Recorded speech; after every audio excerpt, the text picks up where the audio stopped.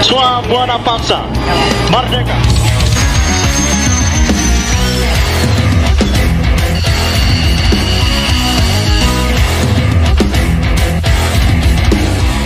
Warahmatullahi wabarakatuh. Apa kabar teman-teman?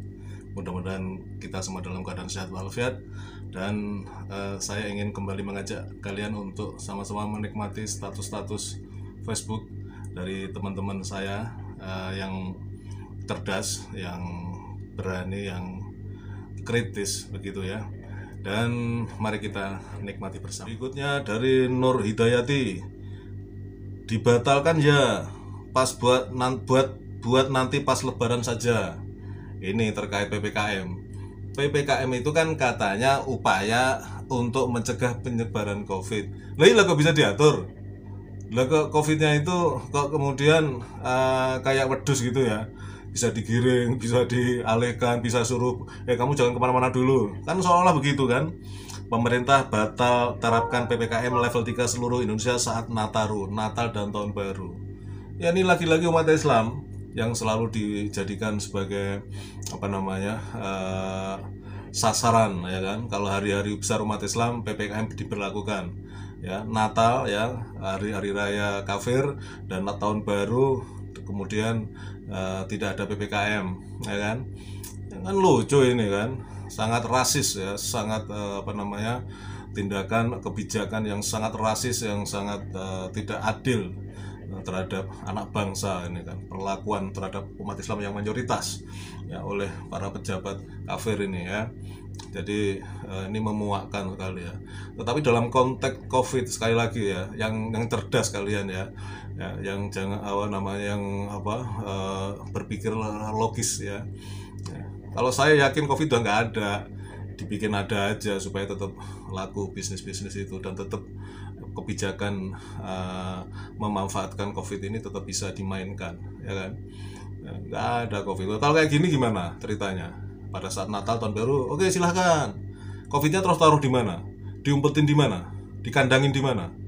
Nanti pada waktu Hari Raya Islam, COVID-nya diucul nenek gitu ya, dilepas lagi gitu ya. Katanya ukurannya cuma sekian mikron itu. Bisa apa yang bisa mengendalikan? Kita suruh pakai masker double gitu, nggak bisa bernapas. Saya ogah pakai masker itu, nggak doyan saya pakai masker. Ya, kecuali di tempat yang mewajibkan dan saya harus masuk ke situ, ya udah terpaksa saya pakai. Di luar itu saya nggak pakai. Berikut dari Gun Hendra ya, ini beliau orang dekatnya Habibana, memuat foto memperingati 1 tahun syahidnya 6 syuhada ya kan, pengawal Habibana ya, yang dibunuh oleh polisi dengan sangat keji dan kejam. 1 tahun syahidnya 6 pengawal Sayyidil Habib. Acara haul digelar di tempat pemakaman syuhada di Megamendung, pesantrennya Habibana. Terima kasih atas pembelaan antum pada Sayyidil Habib. Kami yakin antum sekarang bahagia beroleh pahala syahid dalam rahmat dan kasih sayang Allah. Semoga Allah segera hancurkan semua pihak dan pelaku yang terlibat. Amin amin ya robbal alamin. Ini juga sebuah peristiwa yang pelanggaran HAM yang berat, yang gila-gilaan ya. Yang konon katanya ditarik ke atas sampai ke Pak D ya, karena dia kemudian menurut penelusuran Tempo ya, satu kata ya dalam bahasa Jawa, pites ya. Pites itu kalau orang nyari kutu di rambut tuh dipites gitu. Ya, dimatiin gitu ya. Ikut dari Teddy Sinadia 2, jualan Islam liberal gak laku, ngasong Islam Nusantara gak ada yang lirik. Dagangan terbarunya moderasi beragama ya kan, gak ada kapoknya. Siapa yang disasar ya, tahu sendirilah ya. Yang terakhir kan si Menek gitu kan. Menek yang bikin nek gitu kan, mengundang seorang buya yang konon buya yang dari mana itu, daerah Indramayu itu, yang ternyata terdeteksi Syiah itu kan. Nah, diundang untuk membuat ceramah di jajaran baju coklat, membuat sebuah statement yang kemudian mendiskreditkan dan bahkan menistakan agama Islam ya kan. Nah, katanya moderasi beragama ya, semua agama benar, semua umat beragama akan masuk surga. Ya silakan aja, masing-masing umat meyakini keyakinannya seperti itu, silakan saja. Tapi kalau bagi umat Islam yang meyakini harus dan mengimani inna dina indallahi Islam, sesungguhnya hanya Islam lah agama yang diridhoi oleh Allah, ya kan? Ya, yang lain bangkrut itu, mau bilang apa loh. Nah, silakan aja, nanti kita buktikan di akhirat. Dari status M. Agusta Sarajevo ini orang dekat saya ini, dekat banget sama beliaunya ini. Beliau membuat caption surveinya di kantornya sendiri. Ini lagi viral ini jajaran baju coklat ini. Bisa-bisanya ya kan merilis sebuah hasil survei, ya kan, yang konon katanya hasilnya bahwa kepercayaan publik kepada polisi, kepada mereka 80,2%, tertinggi sepanjang sejarah. Sejarahnya sopo? Sejarahnya Firaun. Waduh. Ini mudah banget ya. Bisa saja memang mereka menggunakan jasa surveyor, ya kan, peneliti, pembuat survei gitu kan. Itu mudah sekali, tinggal dibayar berapa, mereka membuat penelitian, kemudian pooling itu dilakukan pada suatu kawasan di wilayah mereka sendiri, di komplek-komplek, di perkantoran baju coklat ini, ya kan.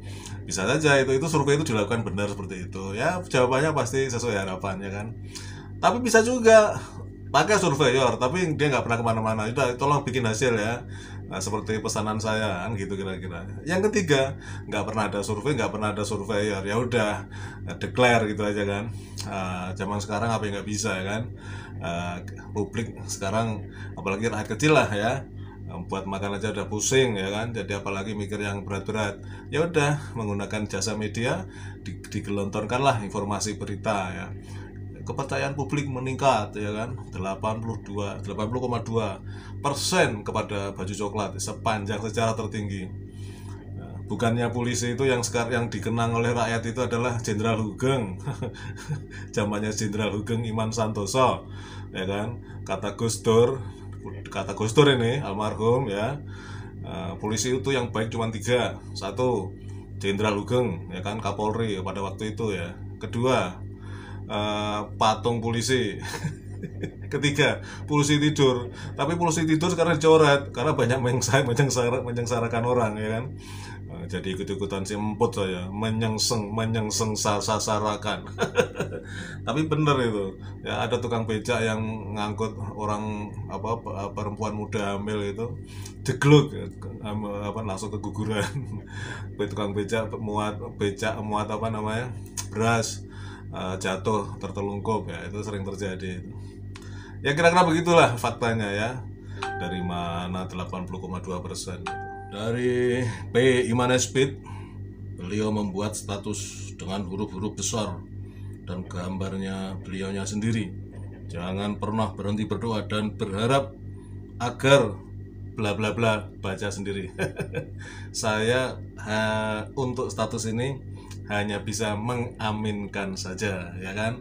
Amin amin ya robbal alamin. Ikan sepat, ikan gabus, makin cepat makin bagus ya. Saya nggak bisa berpantun ya. Kalau orang Melayu, orang Riau itu kan senang berpantun ya. Tapi yang saya bisa pantunkan adalah ikan sepat, ikan gabus, makin cepat makin bagus. Udah gitu aja. Saya nggak berani lebih jauh. Tetapi ini adalah harapan kita semua. Harapan mereka yang masih waras ya, harapan mereka yang masih menginginkan negara dan bangsa ini tetap tegak berdaulat ya, tidak dikangkangi oleh kekuasaan asing ya. Kita yang harapkan ini doanya P. Imanespit ini ya, mudah-mudahan